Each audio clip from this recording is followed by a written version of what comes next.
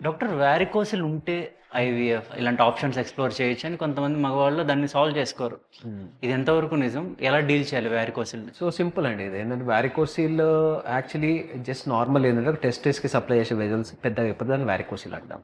So ఈ varicocele రావడం వల్ల ఏమైందంటే స్పెర్మ్ క్వాలిటీ తగ్గిపోతది.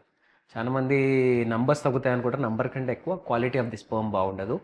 అండ్ ప్రెగ్నెన్సీ రావడానికి డిలే వస్తుంది. అండ్ ప్రెగ్నెన్సీ వచ్చినా అబార్షన్ అయ్యే ఛాన్సెస్ హైగా ఉంటాయి.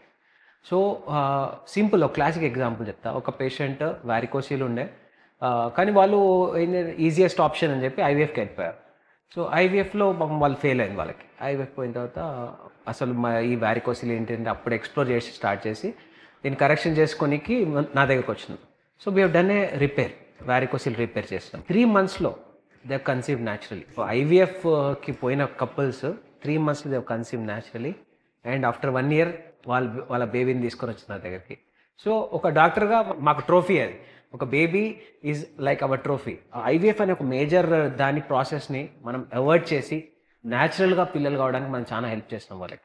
సో ఇట్లాంటి సక్సెస్ స్టోరీస్ తోని పబ్లిక్ కూడా అర్థం చేసుకోవాల్సింది ఏంటంటే ఇట్లాంటి సింపుల్ కరెక్షన్స్తో కూడా మనకి ఐవీఎఫ్ లాంటి దాన్ని అవాయిడ్ చేసుకోవచ్చు. న్యాచురల్గా పిల్లలు పుట్టడానికి హై ఛాన్సెస్ ఉంటాయి.